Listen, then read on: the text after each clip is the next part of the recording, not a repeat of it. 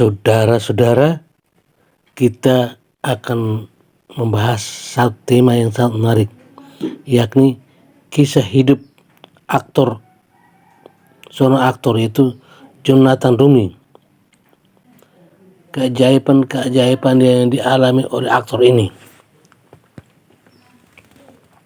Namanya Jonathan Roumie, Amerika. Saya selalu memiliki kehidupan doa yang aktif, tetapi ini adalah kesempatan untuk memperdalam kehidupan itu. Siapa yang belum pernah menonton serial TV The Chosen? Ditulis dan disutradarai oleh Dallas Jenkins. Serial ini mengisahkan kehidupan Yesus dan para rasulnya, memberikan pandangan relasi yang mendalam Kristus dengan manusia yang dihubungkan dalam satu kisah sejarah keselamatan. Selama musim pertamanya, acara tersebut ada serial televisi dengan dana yang terbesar yang pernah ada dan telah diterjemahkan ke dalam 56 bahasa. Dari episode season pertama, serial ini menghidupkan perikop Injil atau karakter perjanjian baru dengan cara yang sangat nyata dan menarik. Rasanya seperti menonton film populer lainnya, di mana diproduksi dan ditulis dengan baik, lucu, serta penuh aksi. Namun, di balik kemasan yang dekat penonton ini, ada sesuatu yang jauh lebih mendalam. Sesuatu yang tidak pernah kita lihat dalam rata-rata seri Netflix yang pernah kita nonton. Di dalamnya setiap dialog dan alur cerita sungguh meneguhkan, penuh doa, dan membawa kita pada kerinduan untuk memiliki hubungan yang otentik dan intim dengan Yesus. Tentu saja, kesuksesan serial ini juga tidak lepas dari sang aktor Jonathan Roumie yang memerankan peran Yesus. Jonathan kepada kita pribadi Yesus yang lembut, lucu, sekaligus menawarkan pertunjukan yang memperkaya doa dan mengajak penonton untuk mengenal pribadi Yesus dengan cara yang baru. Terlepas dari kehidupannya sebagai seorang aktor, ia juga memiliki hidup doa yang baik. Ia tidak malu memimpin live streaming berdoa kaplet kerahiman rohani selama karantina dan dengan bangga membagikan cintanya kepada Yesus dan audiens dari sistem kepercayaan apapun.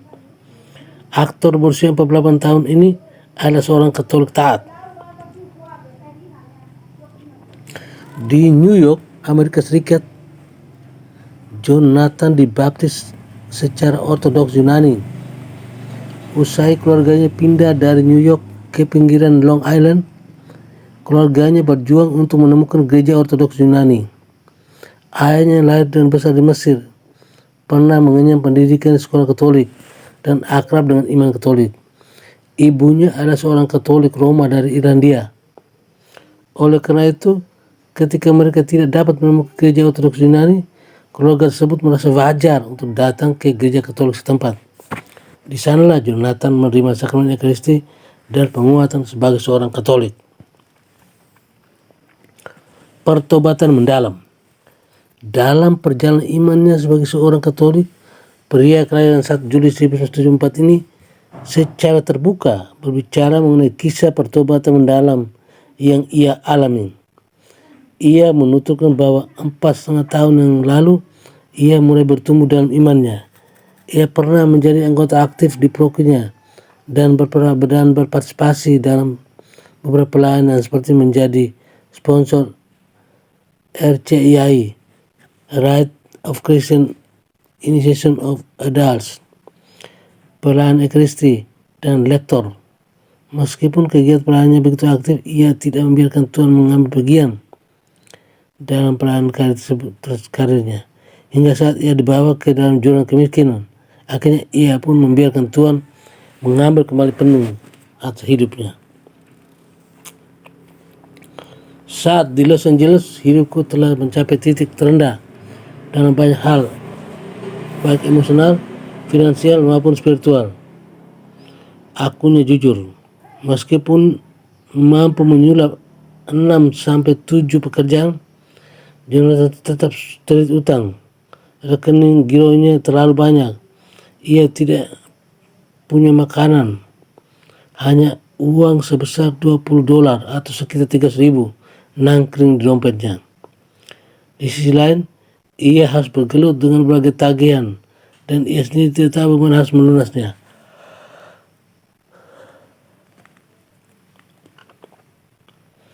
Di tengah keadaan yang terpuruk itu, ia merendahkan dirinya dan berlutut di depan salib. Aku akan meninggalkan semua kecemasan ini, semua kekhawatiran ini, semua masalah yang aku miliki. Aku akan meninggalkannya bersama-samamu, dan aku tidak akan mengkhawatirkannya, dan aku mempercayamu untuk mengurusnya. Ungkap isi hatinya di hadapan Yesus. Ia menderita. Sontak, ia merasakan damai merayap. Aku merasakan kedamaian luar biasa bahwa semuanya akan baik-baik saja.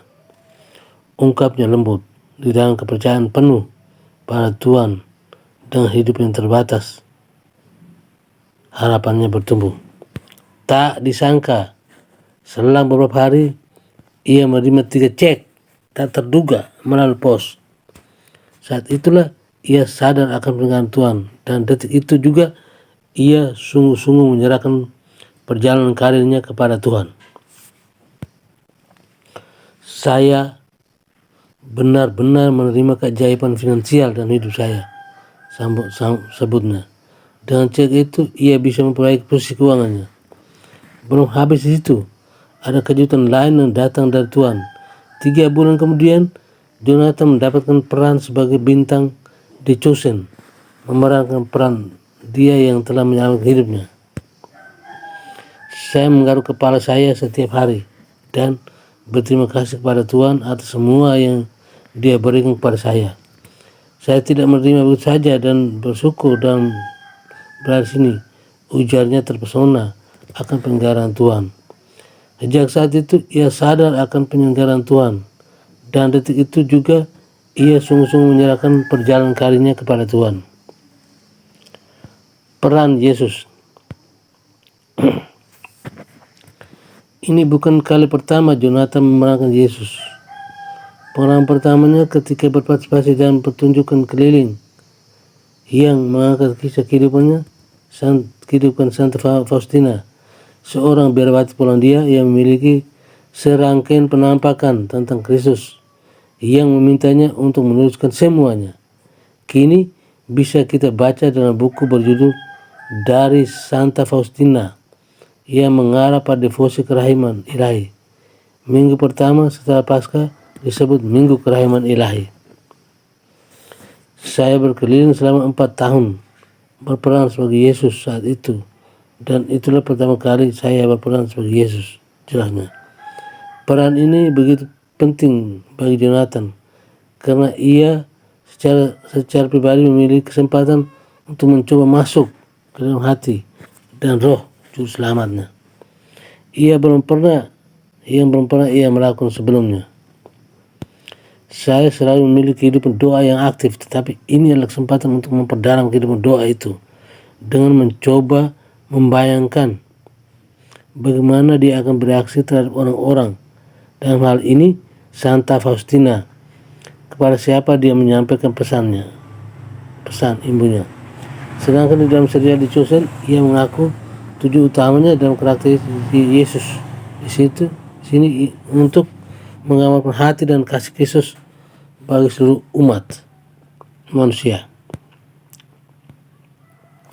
Bagi saya, seorang aktor itu dimulai dengan berhubungan dengan rekan aktor saya dan semua orang dalam sekitar saya, dan dengan hati yang jauh lebih terbuka, rasa kasih sayang dan kebaikan. Ketika hal-hal memiliki peluang untuk mengganggu keseimbangan kedamaian seseorang yang sering terjadi sebagai manusia. Saya mencoba melihatnya sebagai peluang untuk melampaui itu dan mempraktikkan belas kasih, kesabaran, dan kerendahan hati seseorang semungkin jelasnya untuk menghidupkan suasana.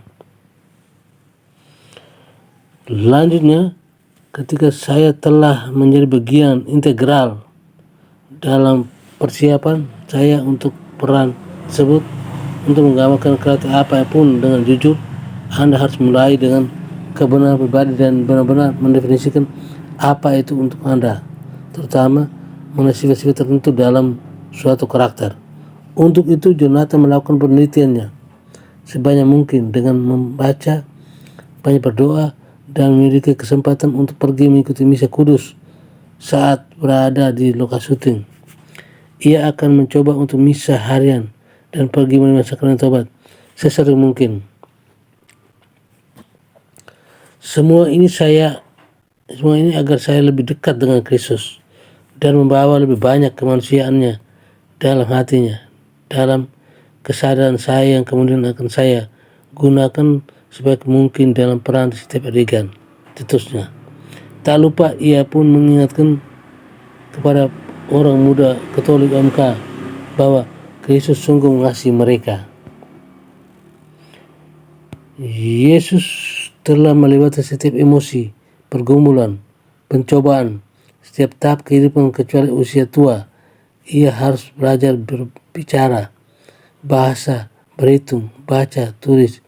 Ia tertawa, menangis, dan merasakan sakit karena pengkhianatan. Ia merasakan cinta, dan sekarang di jalan kita semua dapat merasakan lebih dekat dengan Yesus melalui pergumulan dan pencobaan kita. Melalui doa, kita merasakan betapa Dia mengasihi kita, tugasnya.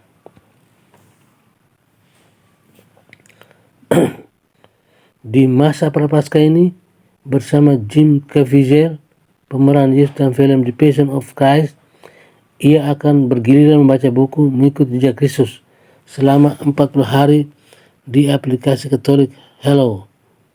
Buku ini adalah buku yang paling banyak dibaca setelah kitab Kejadian. Semoga ini dapat membantu kalian dengan yang ingin terhubung dengan Kristus sekaligus mampu mengubah hidupmu pada masa prapaskah harapannya. Oke, sekian dan terima kasih.